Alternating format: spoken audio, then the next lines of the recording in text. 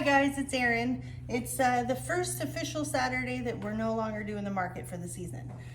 Despite the beautiful sunny skies that it looks like out there, it is cold and windy. So I decided, because the flowers that we have out there now, they're hitting the end of the season for them, and they're starting to look pretty ratty, and I just don't want to bring those to my customers. I want them to have the top tier pristine flowers, and it's just not worth it for me to bring them. So we've got a million other things to do on the farm, so we've decided to cut off going to the market for the rest of the season and start getting the field ready for the fall and over the winter. So today we have two things that we're going to do. First, super exciting, unboxing the anemone that we ordered. They just came in a few days ago, so we're going to get these open, take a look at them, and get them started. And then the other thing we're going to do is to build a bouquet for my sister. She messaged me this morning, or last night actually, and asked me if we were going to be at the market. She wanted to buy a bouquet for her friend. So we're gonna go out to the field and pick out the most beautiful flowers that we still have out there and make her a big, gorgeous bouquet. So first things first, anemones. These anemones are one of the best early spring flowers. They're usually blooming sometimes 3 weeks ahead of when the ranunculus are going, and they make a beautiful accent to a ranunculus bouquet. These in particular, I'd have to look up, maybe I'll try and look up the hardiness zones for them, but anemone are actually really good at returning in our gardens. I've planted some randomly in some flower beds over the years, and they tend to come back year over year, which is really exciting. We're in a zone 8B, Pacific Northwest, so it's pretty mild. It doesn't get super hot. And our winters they're not super cold, but they're really long.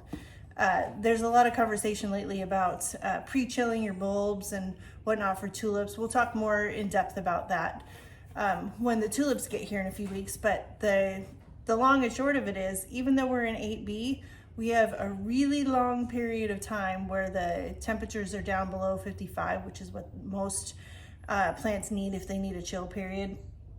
So despite we don't get 10, 15 below zero, we still have a really long, cool fall through spring. Okay, so let's check these guys out. I bought 600 corms, and there's 3 different varieties. They came from Edney Flowers, same as where I got my ranunculus, through Ball Seed, and they are the absolute best company that I have found to buy from to get anemones and ranunculus. Excuse me. They have the highest quality, at least as far as what I've seen. And you can get large quantities at wholesale prices if you're a business. So first up is the Galilee Pastel Mix. I've grown these the last few years and I absolutely love them.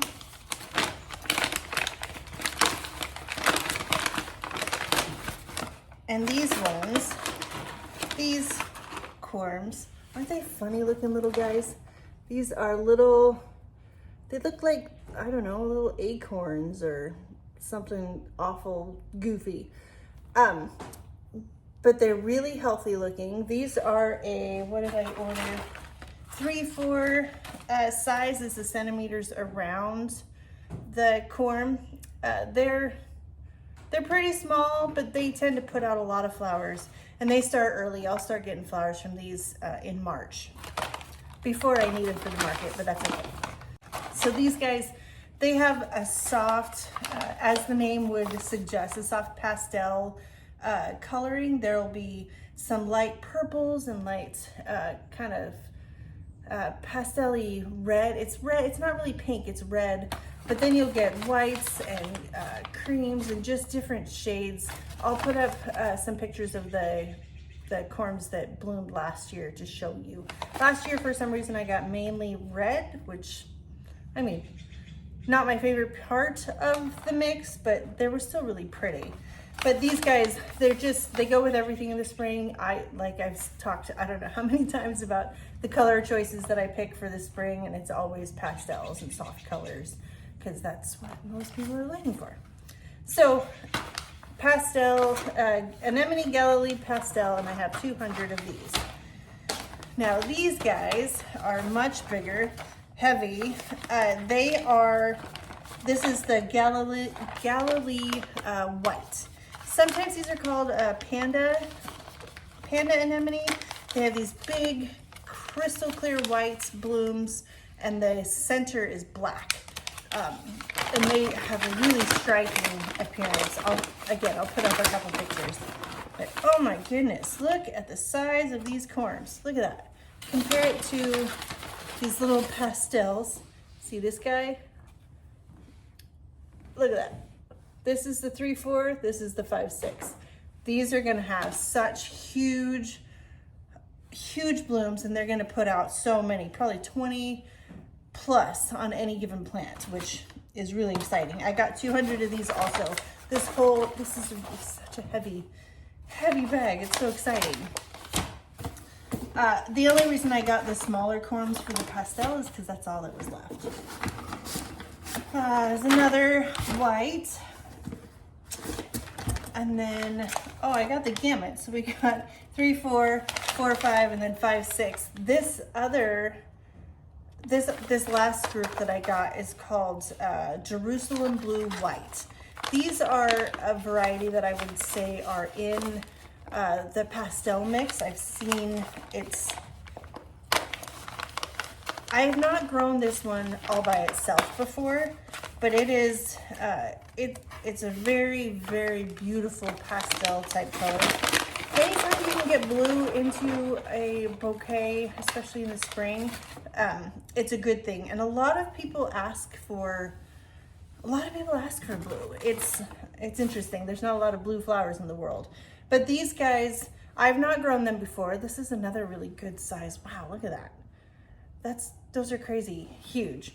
I haven't grown these before, but I've grown blue anemones, and I've grown the whites, and I've grown the pastel, and I do think that these look very much like the blue mixed blues that will be in that pastel mix. So I'm looking forward to that. These guys, they'll be a good complement. Everybody I know, like I said, they're looking for soft pastel-y colors, and blue especially in the spring, and I'll be here to give it to them. I've only got the 3 varieties. I've only got 600 of them as opposed to 1,500 of the ranunculus. But these guys bloom for a lot longer throughout the season. They start earlier, and they just keep going all the way till the end of the second round of ranunculus. They'll still be putting out a stem here and there, slower obviously when it gets warmer, but they keep going all the way through. And then, like I said, they're really good at overwintering here. They seem to like our conditions. And even some of them that didn't get pulled out of the field over here from last season are actually sprouted again right now. I'm not gonna let them grow, but they will definitely, they like it here. I'm actually gonna take some of these after they're sprouted and plant them into our own gardens to add some beauty to what we see every day when we're at home. There's not a lot of point in my view of growing all these beautiful things if you don't get to enjoy some of it yourself. Okay, and then I have just another 100 of the pastel and another 100 of the blue and white. So 600 total. First thing we need to do is to pre-sprout them. It's the same process as we do for the ranunculus. I've got some buckets filled with water. I'm gonna put them in mesh bags. Put them in bags like this with a label in it, tie them off, and let them sit. Well, I don't even know. I have 3 buckets. I don't actually think that I'm going to put them in bags. I'm just gonna put them in the buckets and let them soak for 3 to 4 hours and let them plump up. You'll see such a drastic difference, just like the ranunculus. This craggy little dried up acorn looking critter is going to be a big plump corm. Um, and then once that process is done, I'll put them into some seed trays with a little bit of soil below and on top of them, put them back into the cooler where it stays nice and chilled, and let them sit there for a couple of weeks while they sprout, and then get them out in the garden. Okay, I'm gonna get these into the, I'll get these into the buckets, and then we'll get out and build a bouquet for my sister.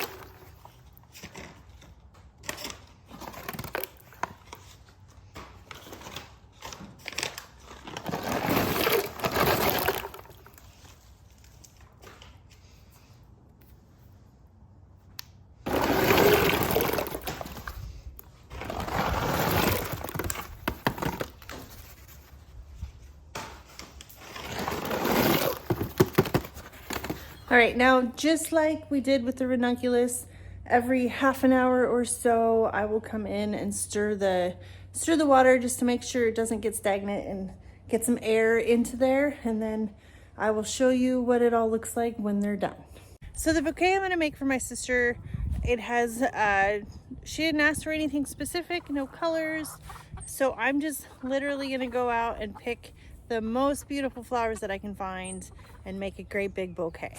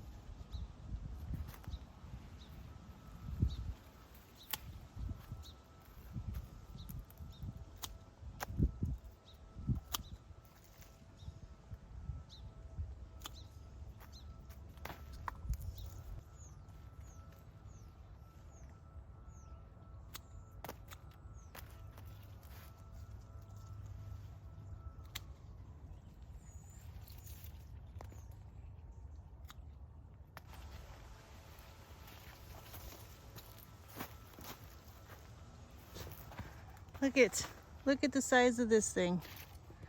Oh my gosh, huge, huge, gorgeous blooms.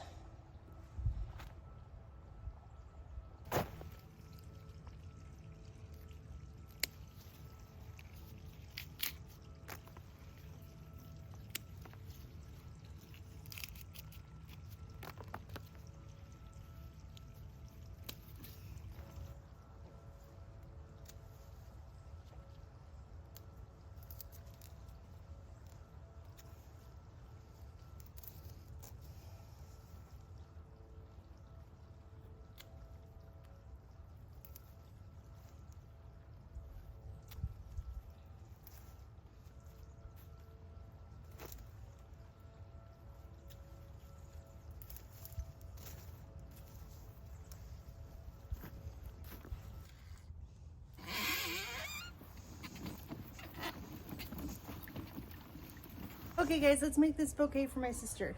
We're starting with gorgeous diva dahlias. And then we'll put in some zinnias.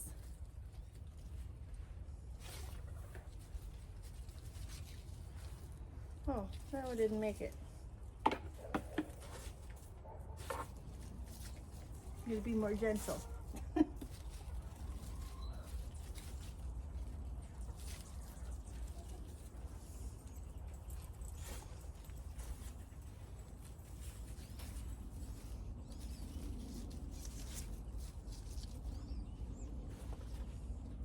These are labyrinths.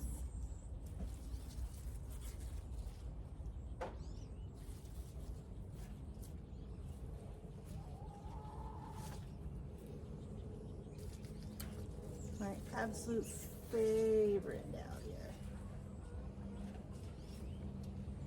These guys don't have a name. I grew it from seed here on the farm.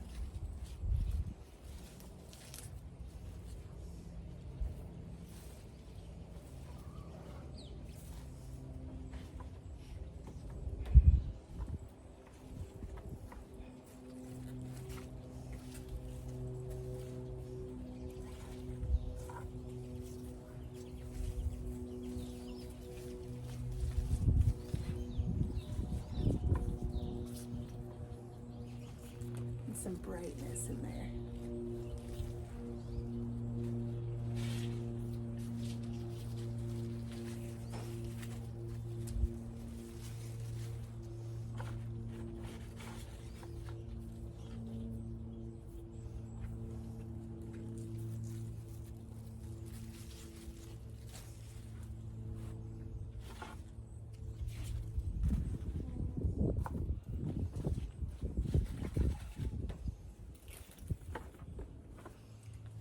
Some feverfew. Now these will all open up over the next couple of days.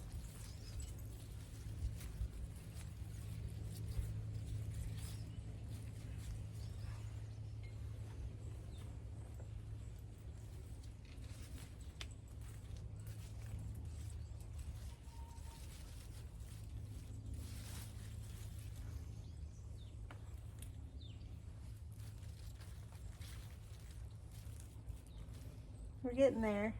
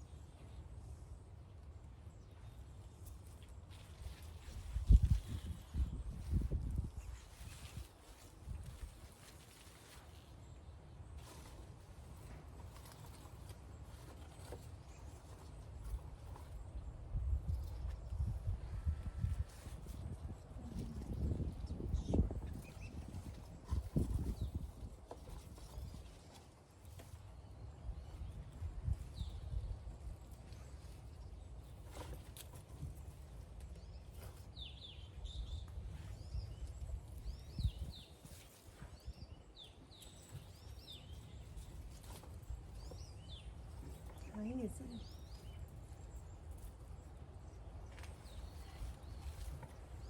Girl.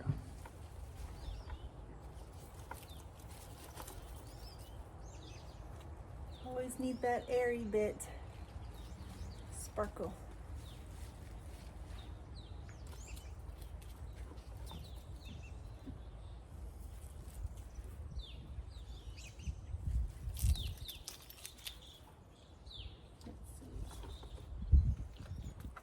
Few more dahlias. We can see if they'll work.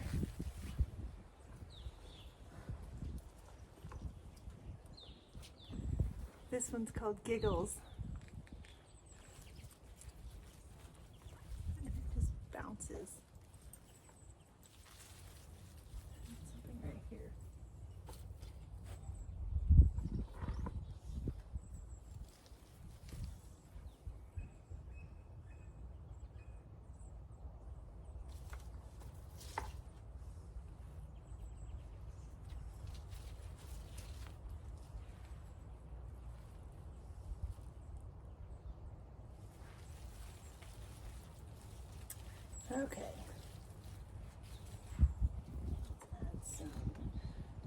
eucalyptus.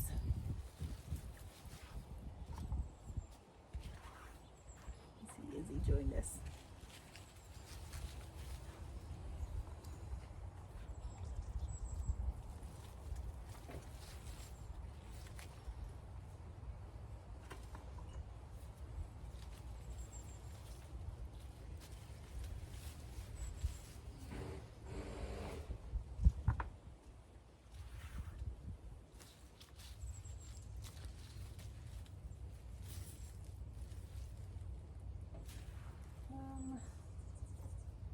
Do you want to put a couple of celosia in there?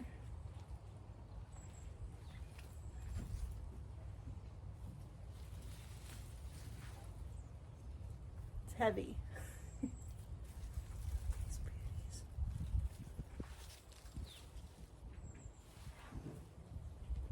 And then we'll finish it off with the red leaf hibiscus.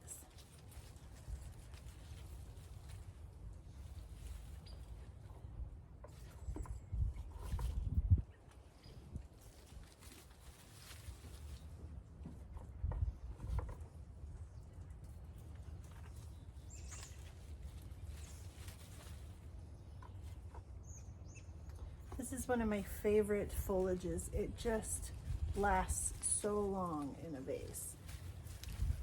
Okay, what do we think? I didn't use everything. I've still got straw flowers, a couple zinnias. Might add straw flowers right here.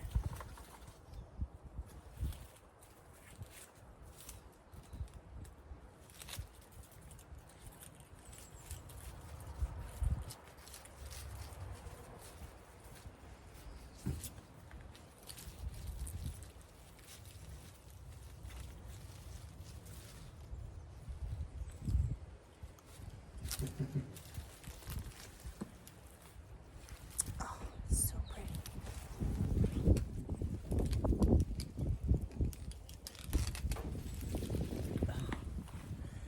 Okay, now to wrap it up. Oh my gosh.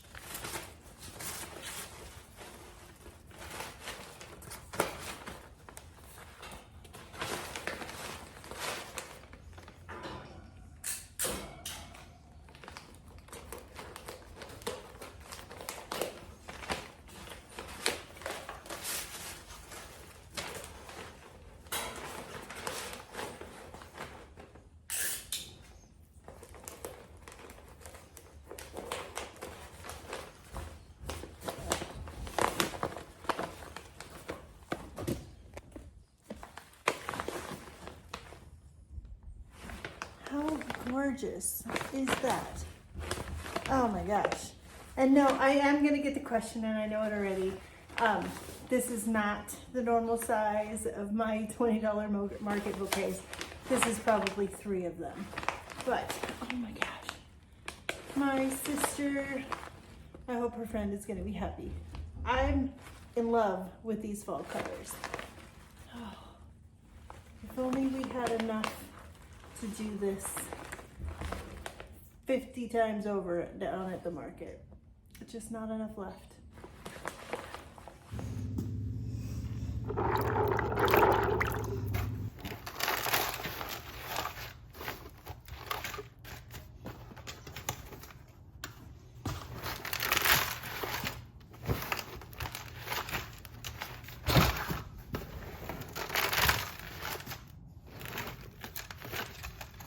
Okay, so the soaking part is done. They don't look a whole lot different, but I'm gonna do just like we did with the ranunculus. I'm gonna lay them down in these trays. Let me show you. We're gonna put them down in all these trays, cover them with a little dirt, and then put them into the cooler.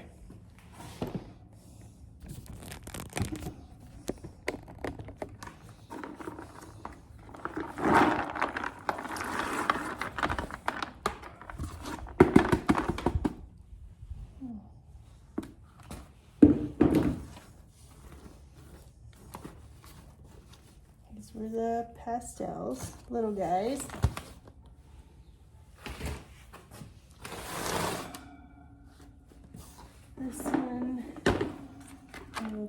the blue and whites.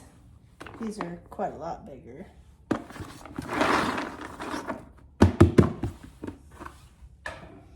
So for these ones, I don't really care which direction they're sitting at this point. I will when I plant them, but not right now.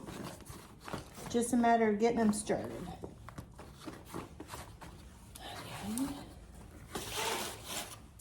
And the last one is our white, which these guys are huge. Look at that. Can you see?